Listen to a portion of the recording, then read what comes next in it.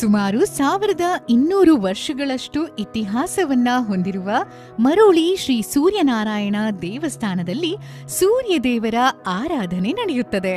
ಮಾನಸಿಕ ಕಾಯಿಲೆಗಳಿಂದ ಬಳಲುತ್ತಿರುವವರು ಹಾಗೂ ತಲೆನೋವಿನ ಸಮಸ್ಯೆ ಇರುವವರು ಇಲ್ಲಿ ಬಂದು ಪೂಜೆಯನ್ನ ಸಲ್ಲಿಸಿದರೆ ಅದರಿಂದ ಮುಕ್ತಿ ಪಡೆಯಬಹುದು. ಸೂರ್ಯದೇವನನ್ನು ಒಲಿಸಿಕೊಳ್ಳಲು ಇಲ್ಲಿಗೆ ಬರುವ ಭಕ್ತಾದಿಗಳು ನಮಸ್ಕಾರ ಸೇವೆ ಹಾಗೂ ಸಿಯಾಳದ ಅಭಿಷೇಕವನ್ನ ಮಾಡುವುದು ಇಲ್ಲಿನ ವಾಡಿಕೆ. ಕಂಕಣ ಭಾಗ್ಯ, ವಿದ್ಯಾಭ್ಯಾಸಕ್ಕೆ ಸಂಬಂಧಿಸಿದಂತೆ ಕೋರ್ಟು ವ್ಯಾಜ್ಯ, ಸಂತಾನ ಇತ್ಯಾದಿ ವಿಷಯಗಳಿಗೆ ಸೂರ್ಯದೇವನನ್ನ ಪೂಜಿಸುವುದರಿಂದ ಸೂರ್ಯದೇವನು ಸಕಲ ಇಷ್ಟಾರ್ಥಗಳನ್ನ ಪರಿಹರಿಸುತ್ತಾನೆ ಎನ್ನುವುದು ಅನುಭವಿಗಳ ಮನದ ಮಾತು. ಸೂರ್ಯದೇವರಿಗೆ ನಮಸ್ಕಾರ ಪ್ರಿಯವಾದ ಸೇವೆ. ಚರ್ಮ ಸಂಬಂಧಿ ರೋಗಗಳು, ನರರೋಗ, ಹೊಟ್ಟೆ ನೋವು ಇತ್ಯಾದಿ ವ್ಯಾಧಿಗಳಿಂದ ಬಳಲುತ್ತಿರುವ ಹಲವಾರು ಭಕ್ತರು ಗುಣಮುಖರಾಗಿರುವ ದೃಷ್ಟಾಂತಗಳಿವೆ.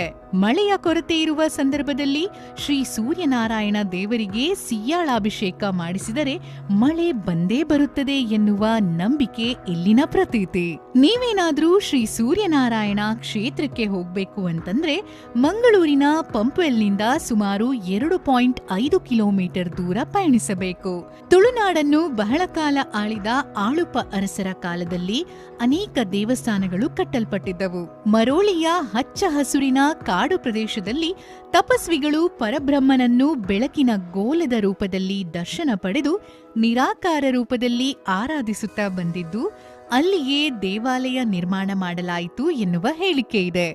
ಕಾಲಾನಂತರದಲ್ಲಿ ದೇವಾಲಯ ಶಿಥಿಲವಾಗುತ್ತೆ. ನಂತರ ಬಜಾಲ್ನ ಜೈನ ವಂಶದ ಪಾಳೆಗಾರ್ತಿ ಶಿಥಿಲಗೊಂಡಿದ್ದ ಈ ದೇವಾಲಯವನ್ನು ಪುನರ್ನಿರ್ಮಿಸಿ 7 ಗ್ರಾಮಗಳ ಸೀಮೆ ದೇವರು ಎಂದು ಈ ದೇವಾಲಯದ ಎಲ್ಲ ಕಾರ್ಯಗಳಲ್ಲಿ ಅವರಿಗೆ ಜವಾಬ್ದಾರಿಯನ್ನು ವಹಿಸಿದಳು ಎಂದು ಇತಿಹಾಸ ಹೇಳುತ್ತೆ. ಸುಮಾರು 52 ಅಡಿ ಎತ್ತರದ ಕೊಡಿಮರದ ಧ್ವಜಸ್ತಂಭ, ಎದುರಿನ ಪೀಠ ಸಹಿತ 15 ಅಡಿ ಎತ್ತರದ ದೀಪ ಹಾಗೂ 7 ಕುದುರೆಗಳೊಡನೆ ಕುಳಿತಿರುವ ಅರುಣನ ವಿಗ್ರಹಗಳು ದೇವಸ್ಥಾನವನ್ನ ನೀವು ಪ್ರವೇಶಿಸುತ್ತಿದ್ದಂತೆಯೇ ನಿಮ್ಮ ಗಮನವನ್ನ ಸೆಳೆದು ದೇವಸ್ಥಾನವನ್ನು ಮತ್ತಷ್ಟು ಸುಂದರಗೊಳಿಸಿವೆ.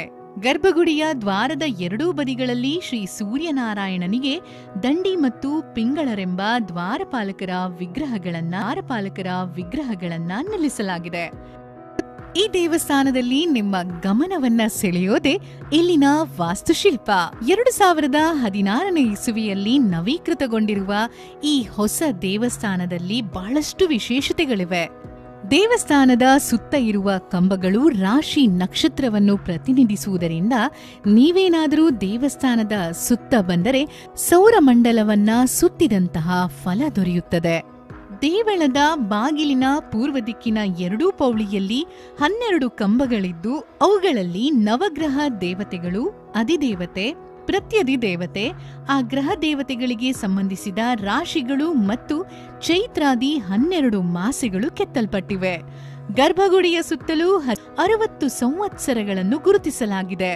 ಗಣಪತಿ ಗುಡಿಯ ಎದುರಿನ ಕಂಬದಲ್ಲಿ ಗಣಪತಿಯ 4 ರೂಪಗಳು, ಬಲಭಾಗದ 2 ಕಂಬಗಳಲ್ಲಿ ಗಣಪತಿಯದೇ ವಿವಿಧ ರೂಪಗಳನ್ನು ಕೆತ್ತಲಾಗಿದೆ. ಪಶ್ಚಿಮ ಪೌಳಿಯ ದೇವಿಯ ಗುಡಿಯ ಎಡಭಾಗದ 2 ಕಂಬಗಳಲ್ಲಿ ದೇವಿ, ಮಹಾಲಕ್ಷ್ಮಿ, ವೀರಲಕ್ಷ್ಮಿ, ಪ್ರಸನ್ನಲಕ್ಷ್ಮಿ, ಸರಸ್ವತಿ, ಅನ್ನಪೂರ್ಣೆ, ಗಾಯತ್ರಿ, ರಾಜರಾಜೇಶ್ವರಿ, ಸಿದ್ಧಿದಾತ್ರಿ ಎಂಬ ದೇವಿಯ 9 ಅವತಾರಗಳನ್ನು ಕೆತ್ತಲಾಗಿದೆ.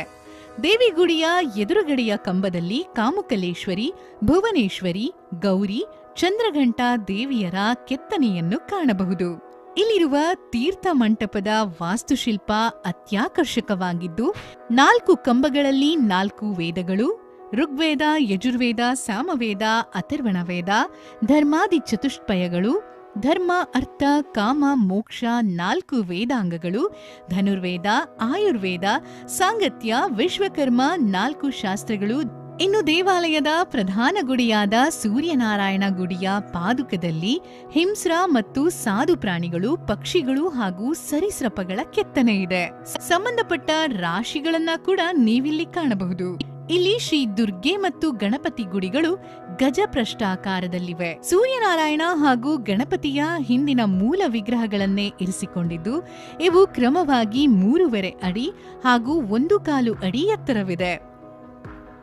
ಇಲ್ಲಿ ರಥಸಪ್ತಮಿಯಂದು ವಾರ್ಷಿಕ ಜಾತ್ರೆ ನಡೆಯುತ್ತಿದ್ದು ಅದನ್ನ ನೋಡಲು ಸಾವಿರಾರು ಭಕ್ತಾದಿಗಳು ಸೇರುತ್ತಾರೆ. ಈ ಕ್ಷೇತ್ರವು ತುಂಬಾ ಶ್ರೀಮಂತವಾಗಿತ್ತೆಂದು ಕಾಲಾನಂತರದಲ್ಲಿ ಈ ಸಂಪತ್ತು ಪರಭಾರಿಯಾಯಿತೆಂದು ಕ್ಷೇತ್ರಾಧ್ಯಯನ ಸಂದರ್ಭದಲ್ಲಿ ತಿಳಿದುಬಂದಿದೆ. ದೇವಸ್ಥಾನದ ವ್ಯಾಪ್ತಿಯಲ್ಲಿರುವ 7 ಗ್ರಾಮಗಳು ಬಜಾಲು ಸೀಮೆಗೆ ಸೇರಿದುದರಿಂದ ಇದನ್ನು ಸೀಮೆ ದೇವಸ್ಥಾನವೆಂದು ಕರೆಯಲಾಗಿದೆ. ಮರುಳಿ ಮಾಗಣೆಯ ವ್ಯಾಪ್ತಿಯಲ್ಲಿ ಈ 7 ಗ್ರಾಮಗಳು ಇರುವುದರಿಂದ ಮಾಗಣೆ ದೇವಸ್ಥಾನವೆಂದು ಪರಿಗಣಿತವಾಗಿದೆ. ಆದುದರಿಂದ ಈ ವ್ಯಾಪ್ತಿಯಲ್ಲಿ ಬರುವ ಯಾವುದೇ ದೈವ ದೇವಸ್ಥಾನಗಳ ನವೀಕರಣ ಹಾಗೂ ಕೌಟುಂಬಿಕ ಶುಭ ಸಮಾರಂಭಗಳು ಮುಂತಾದ ವಿಶೇಷ ಸಂದರ್ಭಗಳಲ್ಲಿ ಅಲ್ಲಿಯ ಪ್ರತಿನಿಧಿಗಳು ಬಂದು ಇಲ್ಲಿ ಪ್ರಾರ್ಥನೆ ಮಾಡಿ ಮುಂದುವರಿಯಬೇಕೆಂಬ ನಿಯಮವಿದೆ. ಈ ದೇವಸ್ಥಾನ ಇರುವಂತಹ ಜಾಗದ ಸುತ್ತಲೂ 3 ಕಡೆ ಗುಡ್ಡಗಳಿಂದ ಆವೃತವಾಗಿದ್ದು ನಡುವೆ ತಗ್ಗು ಪ್ರದೇಶದಲ್ಲಿ ನೀರು ಗುಪ್ತಗಾಮಿನಿಯಾಗಿ ಹರಿಯುತ್ತದೆ ಎನ್ನುವ ಮಾತಿದೆ. ಆ ನೀರಿನಿಂದಾಗಿಯೇ ಹಚ್ಚ ಹಸಿರಿನಿಂದ ಸಮೃದ್ಧವಾಗಿರುವ ಈ ಸ್ಥಳ ನಿಮಗೆ ತಂಪಾದ ಅನುಭವವನ್ನು ನೀಡುತ್ತದೆ. ಇದು ಇವತ್ತಿನ ವಿಡಿಯೋದ ವಿಶೇಷತೆ.